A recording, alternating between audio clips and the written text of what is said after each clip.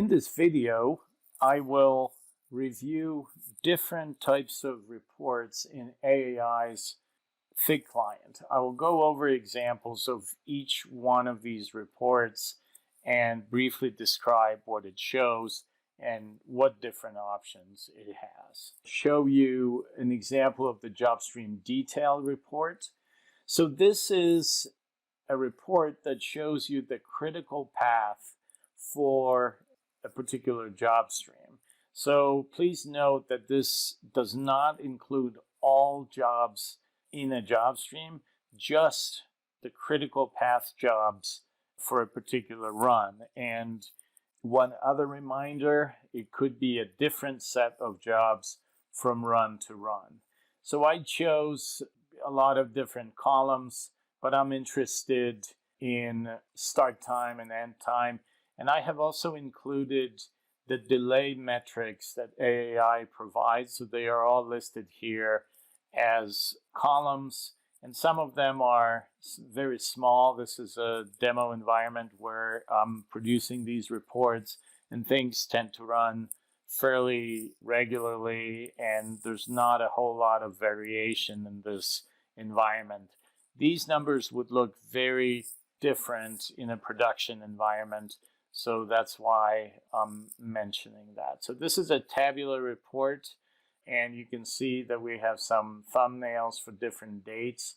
So if I were to look at, the 6th of July, that's essentially, I can just use these shortcuts. I'm only reporting on a single job stream. That's why, I just have a single one underneath each date.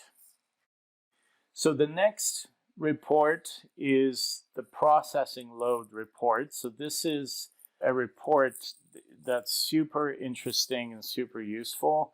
So I ran it on the AutoSys instance that is in this environment. And essentially, we have two parts to this report.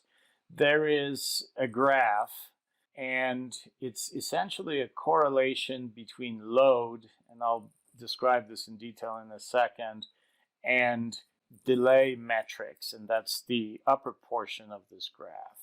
So at the bottom, we have 1 hour intervals for a 24-hour period, and these green bars indicate how many jobs started within that interval of time.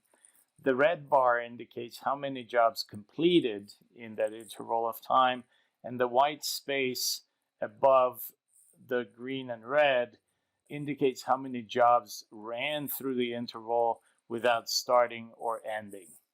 So we can see that in this environment, there are very few jobs running every hour. We are always below 200, maybe with the exception of a few hours in the morning.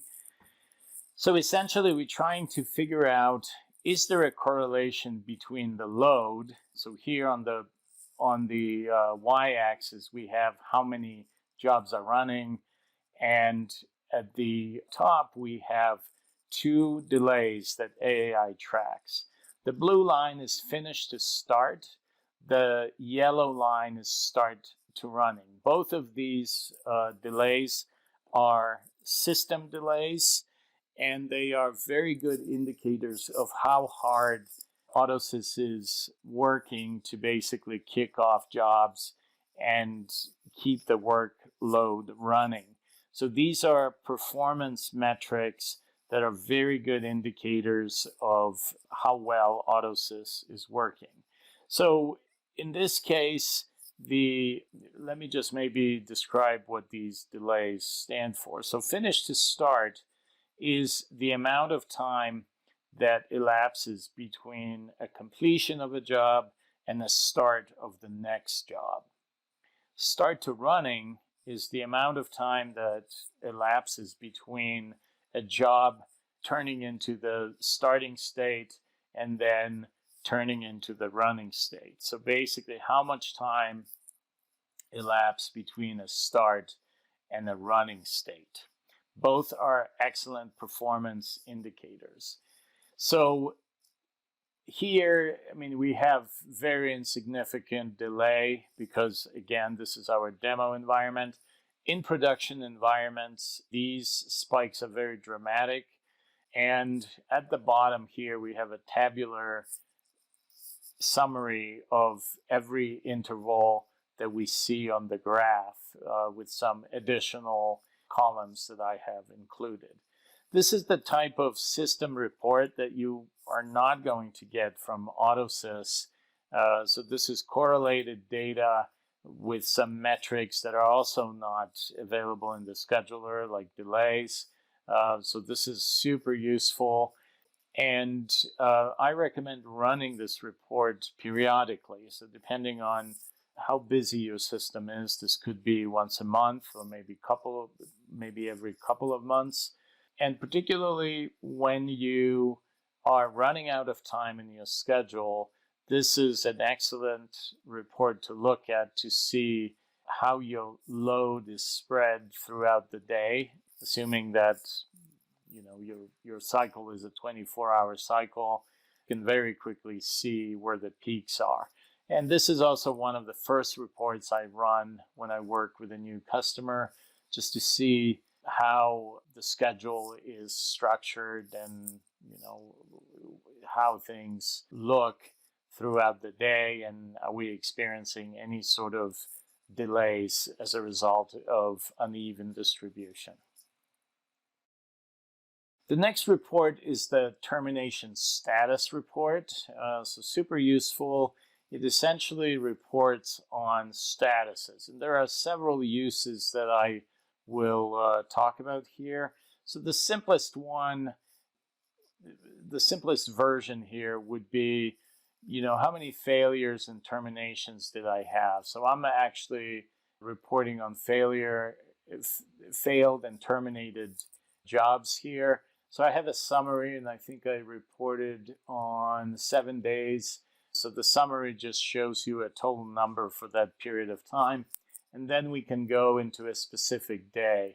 I have also included a table that shows me all failures. So for any non-success status, I have additional information here, including an exit code and when the job started and when it ended and job ID and so forth. Another version of this report includes successes. So this, here I just added success to the other statuses to kind of give you an idea of what portion of successful runs these failures and terminations were. So anyway, so this just kind of gives you a fuller picture of statuses. So that's another variation of this report. And I wanted to find where these terminated statuses are. So let me just go here. So this was on the 3rd. And notice that I have not included those additional details for non-successes. So this is just purely a summary per day type of formatting here. And then lastly, this report has a very useful variation. Essentially, if you can run it to basically see what the execution sequence was in your scheduler. So that's exactly what I did here. So I'm interested in successes, failures, and terminations, but I'm sorting this table based on start time.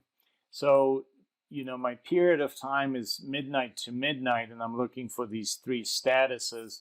So you will see that some of these initial jobs, the first 4 in the table, actually started on the previous day. I'm reporting the 4th of August. However, I'm basically finding successes, failures, and terminations on that day, but the start time for some of these jobs will be previous day. So that's why I wanted to mention that, because it's a little bit confusing when you're looking at it for the first time. So this is super useful when you are trying to unravel some sequence of execution in your scheduler. So this often happens when there are new team members, or maybe there's an application that hasn't been used for a while, and you're trying to basically find the sequence of execution. I recently worked with a customer who had a need to document an application that basically had zero documentation, and they used this report to produce the sequence of job executions for that application. I also included a business area column here, and this is also useful in indicating where these jobs are executing. Our business areas are a little bit overloaded in this demo environment, but in a production environment, you would have very cleanly defined business areas, and including this column would basically show you which applications run first, followed by another, which ones run in parallel, and so forth. So this is a combination of scheduler level data, basically jobs, starts, and end time, and value add pieces of information like business areas and job streams. So this is very useful for that purpose. Next, I would like to show you a trending report, and this is a trending by critical path history report. So I have a particular job stream that I ran it for, and I was looking for basically a strong trend. So my goodness of fit here is 84.8%. And this happens to be a 1% increase in execution time per week. So let me just walk you through this graph. So because this is a trending by critical path history report, you will always see at least one critical path history run on this graph, and that's indicated in red. The blue dots are non-critical path runs, and hollow dots like this one are basically outliers. And just for your information, we keep all the runs of jobs in our database. We do not include outliers in our statistical calculations, but we keep all of the runs in the database for completeness. So here what we see is a 3-month period, and at the beginning of that period, we were executing somewhere in the, a little bit over 25 minutes. And at the end of the period, we are close to 30 minutes. So there is, within 3 months, this essentially increased by 5 minutes. So maybe a little bit less because we started a little bit above 25. So essentially, the steeper the slope of this linear function, the more dramatic increase you will observe in this graph. And this, by the way, is linear regression. So we are trying to fit a linear function that best fits all of the data points that are presented here. One other thing that you can do on this report is essentially choose how many data points you would like on this graph. So even though we are reporting over a 30-day period here, this is a little bit sparse. So I like to have maybe 20 or 30 data points in a 90-day period. So that's another thing to pay attention to. One other thing to notice is that when we started at the beginning of this 3-month period, we basically had the majority of the runs in blue, basically non-critical path runs. But as we increase in time, we happen to have a non-critical path run sort of in the middle, but then we basically just end up in the critical path territory. And that might be a result of increased execution time. So on graphs that have more data points, that would be a little bit more clear than in this example, but that's what you are looking for. Any job that didn't used to show up on the critical path and is in blue on this graph, and then all of a sudden you start seeing red runs all the time, just because it essentially executes longer. So the next and last sample that I'm going to cover is the trending by job run history. So this trending report is not limited to critical path jobs. You can run it on any job in the system, and there are different filtering options to narrow down the set of jobs that you are interested in. And this is an interesting report because it's a variation of a trend that actually starts fairly high, and then the execution time is reduced. So notice that at the beginning of the reporting period, we were running somewhere between 4:30 and 5 minutes. So let's say 4:45. And then at the end, we are running roughly, around 1 minute. So this is an example of a trend that's downward. And the question would be, well, why does that matter? So this might be a useful report to run when you are making changes to your schedule for optimization purposes. And this could be used as a report to basically show that there is improvement after you introduce some modifications that were supposed to help. And this would be an example of a graph that you would expect when you are trying to change the schedule and basically squeeze a little bit more time out of it. So just a few other examples here. I think the last one is interesting. So we basically have a much smaller slope here, but just for this set of data points, the change is fairly dramatic. We're going from almost 6 minutes to a little bit, probably around 1 minute or so. So the trend might not be upward like we saw in this particular case. It could be downward. And as I said, the difference between those two is for the critical path history trending, you are guaranteed to have at least one red dot in here. And also, interestingly, in the table for this particular job, you will find how many times this job showed up on the critical path within the period that you are reporting on, and also what that was in terms of percentages. And the other trending report by job run history does not have to include critical path runs, and that is what we are seeing here.